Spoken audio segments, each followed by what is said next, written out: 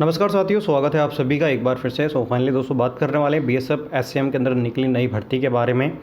देखने वाले हैं कितनी क्या वैकेंसीज निकाली गई है, एज लिमिट आपकी क्या रखने वाले हैं। इसके अलावा आपका जो सिलेक्शन प्रोसेस है वो क्या बिना एग्जाम्स के आपका जो है यहाँ पे होने वाला है, और कब से यहाँ पे जो है आप अप्लाई कर सकते हैं, और कौन कौन से स्टूडेंट यहाँ पे अप्लाई कर सकते हैं। क्या 10वीं 12वीं पास स्टूडेंट इस फॉर्म को अप्लाई कर सकते हैं या फिर नहीं। तो सारी की सारी अपडेट देखने वाले हैं। तो फटाफट से वीडियो को लाइक कर लीजिए, चैनल को जरूर सब्सक्राइब कर लीजिएगा, ताकि आपको नई भर्तियों से रिलेटेड सारे के साथ जो रियल अपडेट है वो इसी चैनल के माध्यम से मिलती रहे। ठीक है दोस्तों, यहाँ पे अपन देख लेते हैं कि बीएसएफ एससीएम के अंदर किस प्रकार से क्या जो है आपके यहाँ पे भर्ती निकाली गई है।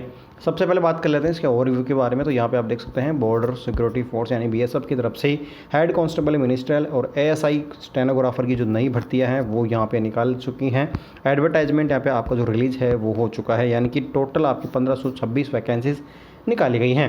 अलग अलग पोस्ट के हिसाब से ही अलग अलग आपकी यहाँ पे जो है सैलरी रहने वाली है। बात करने वाले हैं सैलरी की, ठीक है। तो सैलरी की ज़्यादातर जो है डाउट रहते हैं, तो वो मैंने आपको बता दी है कि अलग अलग पोस्ट के अकॉर्डिंग ही आपको अलग अलग सैलरी मिलेगी। जैसे अगर आप हेड कांस्टेबल के लिए फॉर्म अप्लाई करेंगे तो आपकी सैलरी अलग रहेगी और एएसआई वालों की अलग से रहेगी, ठीक है। ऑल ओवर इंडिया कैंडिडेट इस फॉर्म को यहाँ पे जो है अप्लाई कर सकते हैं, और ऑल ओवर इंडिया के अंदर कहीं पे भी आपका जो जॉब है वो लोकेट यहाँ पे रह सकता है। कैटेगरी की अगर मैं बात करूँ तो हेड सीआरपीएफ के अंदर हेड कांस्टेबल की और एएसआई स्टेनो की जो भर्ती है वो यहाँ पे आपकी निकल चुकी है। और भी ज़्यादा जो डिटेल है वो यहाँ पे अपन देख लेते हैं। तो यहाँ पे आपकी जो अप्लाई स्टार्टिंग है वो 9 जून से स्टार्ट होने वाली है, और 8 जुलाई जो है आपकी यहाँ पे जो है लास्ट डेट रहने वाली है। कुल मिलाकर के 1 महीने तक आपके यहाँ पे जो फॉर्म है वो यहाँ पे स्टार्ट रहने वाले हैं। फॉर्म स्टार्ट होते ही आप फॉर्म को अप्लाई कर लीजिए, लास्ट डेट का इंतजार नहीं करना है आपको, क्योंकि आने वाले दिनों के अंदर जैसे आपकी लास्ट डेट आएगी वेबसाइट पे काफ़ी ज़्यादा सर्वर होगा और आपकी जो डाउन हो जाएगी और आप जो है फॉर्म सबमिट नहीं कर पाएंगे, ठीक है। एग्जाम डेट के बारे में अभी फ़िलहाल कोई भी अपडेट नहीं है, लेकिन जल्द ही सीआरपीएफ की तरफ से हेड कांस्टेबल और स्टेनोग्राफ की जो भर्ती निकाल चुके हैं उनकी जो एग्ज़ाम है वो जल्दी यहाँ पे कंडक्ट करवाने वाली है।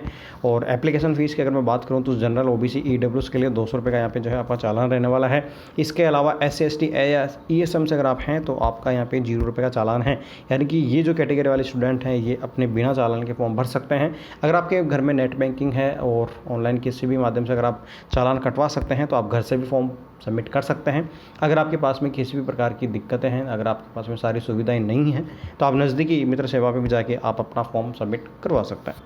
बात करें इसके वैकेंसी डिटेल्स के बारे में और एजुकेशन क्वालिफिकेशन के बारे में, तो यहाँ पे पहले आपको एक एज लिमिट के बारे में अपडेट बता देता हूँ। 18 से 25 साल की जो एज है वो आपकी यहाँ पे रखी गई है, और 1 अगस्त 2024 से आपकी जो एज है वो यहाँ पे काउंट की जाएगी। यानी कि 1 अगस्त 2024 को अगर आप 18 साल के हो चुके हैं तो आप फॉर्म सबमिट कर सकते हैं, और 1 अगस्त 2024 के बाद में अगर आप 25 से ऊपर के हो चुके हैं, यानी कि अगर आपको 26 के साल लग चुकी है तो आप यहाँ पे फॉर्म नहीं भर सकते। बात करें ओबीसी वालों को यहाँ पे 3 साल की छूट मिलने वाली है, और SC ST वालों को यहाँ पे जो है 5 साल की छूट दी गई है, ठीक है। इसके अलावा बात करें हेड कांस्टेबल मिनिस्ट्रियल की, तो यहाँ पे आपका 1283 वैकेंसीज़ है वो निकाला गया है। और क्वालिफिकेशन की मैं बात करूँ तो अगर आपने सिंपली 12वीं पास कर रखी है और अगर आपके पास में टाइपिंग का जो यहाँ पे जो है स्पीड है तो आप इस फॉर्म को भर सकते हैं, ठीक है। एएसआई स्टेनो के यहाँ पे जो है 243 वैकेंसी निकाली गई हैं। 12th पास आपके पास में होना चाहिए, प्लस में आपके पास में स्टेनो होना चाहिए। आप यहाँ पे जो है एएसआई स्टेनो का फॉर्म भर सकते हैं, ठीक है। और जनरल के अंदर, ईडब्ल्यूएस के अंदर, ओबीसी के अंदर, SC ST के अंदर आपकी कितनी क्या वैकेंसीज निकाली गई हैं वो यहाँ से आप देख भी सकते हैं, ठीक है। और नीचे हेड कांस्टेबल के अंदर कितनी क्या वैकेंसीज निकाली गई हैं वो आप यहाँ से देख सकते हैं।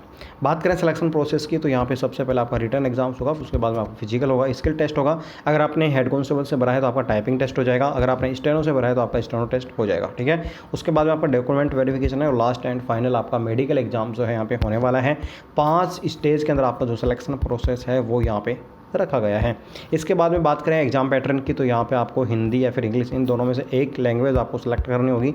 उनके 20 क्वेश्चंस होंगे 20 मार्क्स के। जनरल इंटेलिजेंस यानी कि रीजनिंग के आपके 20 क्वेश्चंस होंगे 20 मार्क्स के। नंबर न्यूमेरिकल एबिलिटी एप्टीट्यूड, ठीक है, यानी कि जो मैथ्स है उसके 20 क्वेश्चन होंगे 20 मार्क्स के, और क्लरिकल एप्टीट्यूड के 20 क्वेश्चन 20 मार्क्स के, बेसिक कंप्यूटर के 20 क्वेश्चन 20 मार्क्स के, यानी कि टोटल आपके 100 क्वेश्चन होंगे 100 मार्क्स के रहने वाले हैं। फिजिकल की बात करें तो यहाँ पे आप देख सकते हैं हेड कांस्टेबल मिनिस्ट्रियल के लिए अगर आपकी हाइट 165 सेंटीमीटर है, चेस्ट आपका 72 से 82 सेंटीमीटर होना चाहिए, ठीक है। और इसके अलावा आपकी जो हाइट है वो मैंने बता दी है। और बात करें फीमेल की, तो फीमेल के पास में अगर 155 सेंटीमीटर का हाइट है तो यहाँ पे हेड कांस्टेबल का जो फॉर्म है वो भर सकते हैं। एएसआई की अगर मैं बात करूँ तो मेल के लिए यहाँ पे 165 सेंटीमीटर हाइट, यानी कि सेम टू सेम आपकी जो प्रोसेस है स्टेनो की और हेड कांस्टेबल की फिजिकल की वो यहाँ पे रहने वाली है।